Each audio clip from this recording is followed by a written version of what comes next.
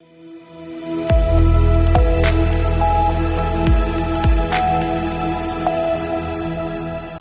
आप देख रहे हैं सी न्यूज 12। तो मैं हूं ऋषभ सक्सेना। वक्त तो चला है मध्य प्रदेश बुलेटिन का। मध्य प्रदेश बुलेटिन में बात होगी बुरहानपुर की, जहां ग्राम पंचायत बाकड़ी में रिया ने अपनी जीवन लीला खत्म कर ली। क्या कुछ पूरा माजरा है, देखिए इस खास रिपोर्ट में। बुरहानपुर से खबर है, जहां बाकड़ी में रिया ने, जो कि 15 साल की है, उसने कुएं में कूदकर अपनी जीवन लीला खत्म कर ली। घटना दोपहर 4 बजे की बताई जा रही है। ग्रामीणों के मुताबिक नेपानगर थाने पर पुलिस को तत्काल सूचना दी गई। बालिका ने ये प्रयास किस कारण से किया, ये अभी खुलासा नहीं हुआ है। पुलिस इसकी बारीकी से जांच कर रही है। मौके पर ग्रामीणों की काफी भीड़ भी जमा हुई। बुरहानपुर से सी न्यूज संवाददाता अनिल महाजन की रिपोर्ट। बढ़ेंगे अगली खबर की ओर। पन्ना के धर्मपुर में डकैतों ने 60 वर्षीय बुजुर्ग का अपहरण किया, जो भागकर थाने पहुंचा। पुलिस आरोपी तलाश में सर्च ऑपरेशन चला रही है। देखिए ये खास रिपोर्ट।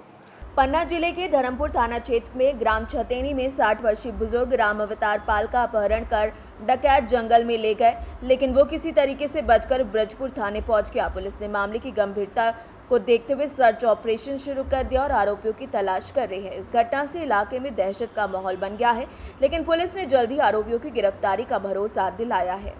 सूचना मिली थी थाना धर्मपुर में पिपराहा गांव है।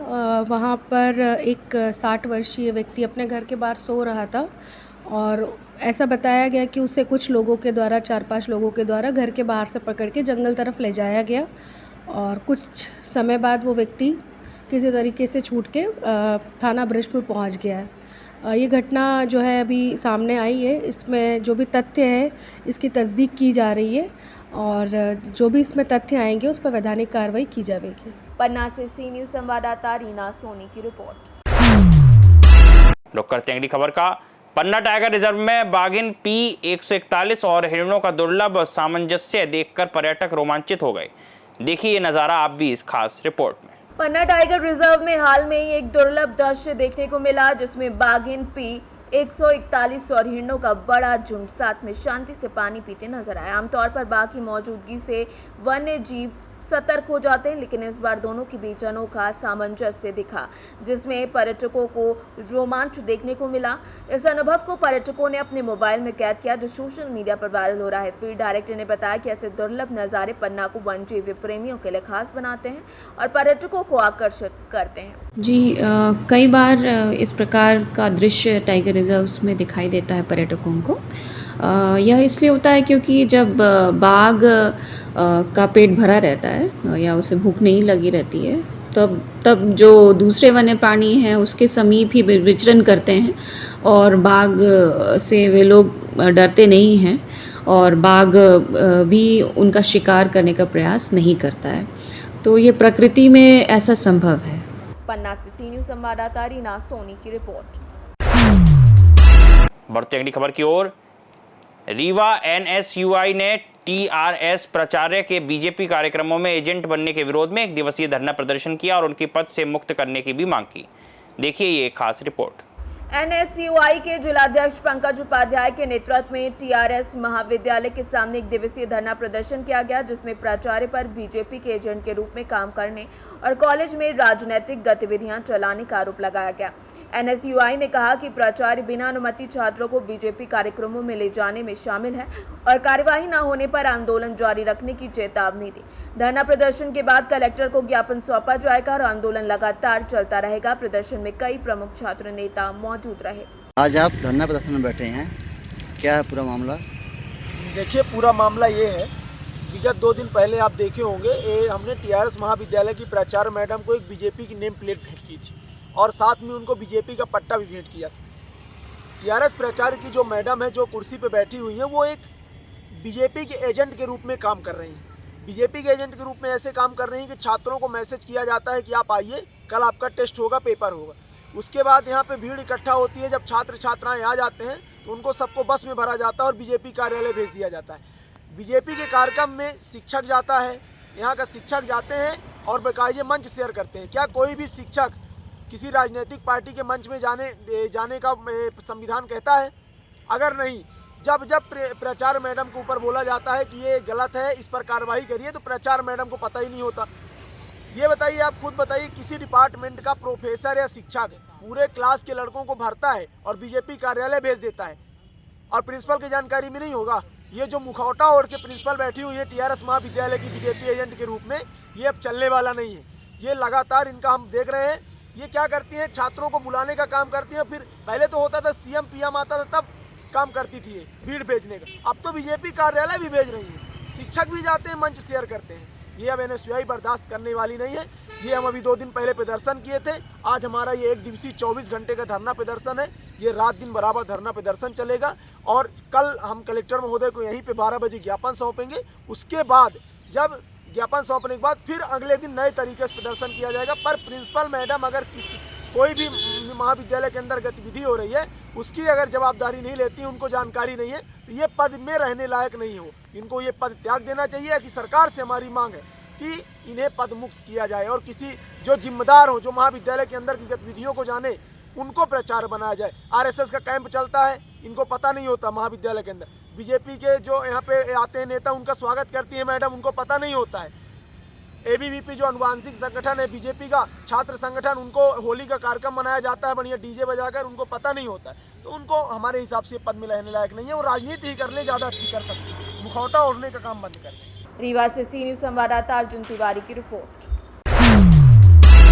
रुक करते हैं अगली खबर का। सीहोर आष्टा विधायक गोपाल सिंह इंजीनियर ने आउटसोर्स कर्मचारियों की स्थायी नियुक्ति और उन्हें सरकारी कर्मचारियों जैसी सुविधाएं देने की मांग की। साथ ही विद्युत मंडल में रिश्वतखोरी की शिकायतों पर कड़ी कार्रवाई की बात भी कही।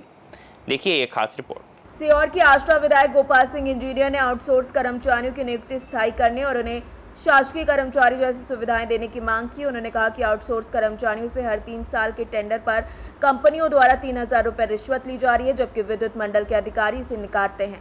कर्मचारियों ने बताया कि रिश्वत विद्युत मंडल के स्थायी कार्यालय में ही ली जा रही है, जिससे विवाद बढ़ गया है। विधायक ने इस मामले में कड़ी कार्रवाई का भरोसा दिलाया और इस पर विभाग की प्रतिक्रिया का इंतजार है कि क्या दोषियों के खिलाफ कदम उठाए जाएंगे।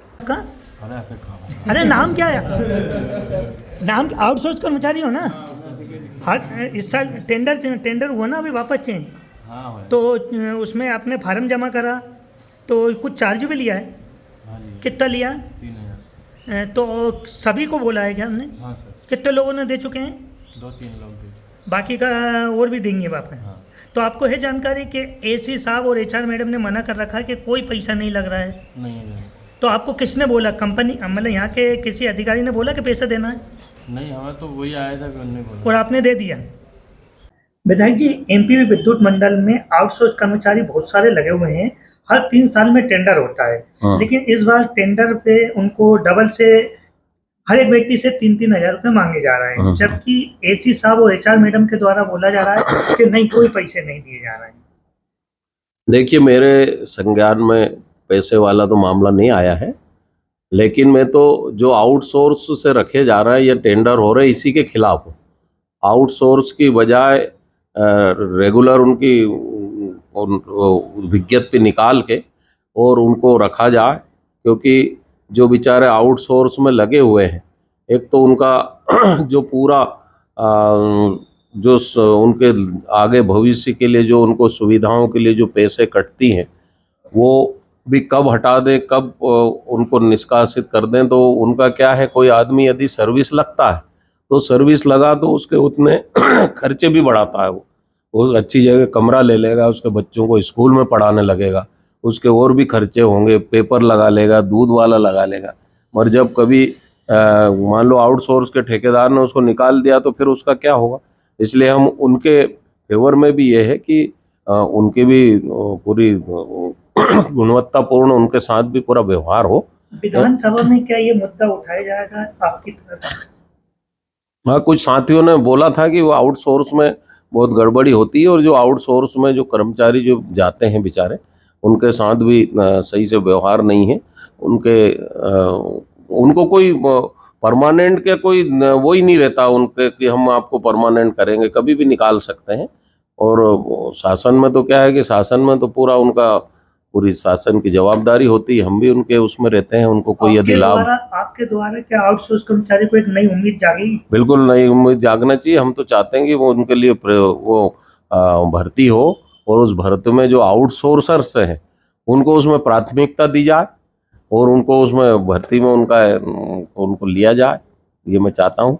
और कोई यदि अधिकारी कर्मचारी उनसे पैसे लेके यदि उनको लगाता है तो उनके खिलाफ भी हम कार्रवाई करवाएंगे। सीहोर से सी न्यूज संवाददाता रजनी राय की रिपोर्ट। इस बुलेटिन में फिलहाल इतना ही। देश और दुनिया की तमाम खबरों के लिए आप देखते रहिए सी न्यूज़ भारत।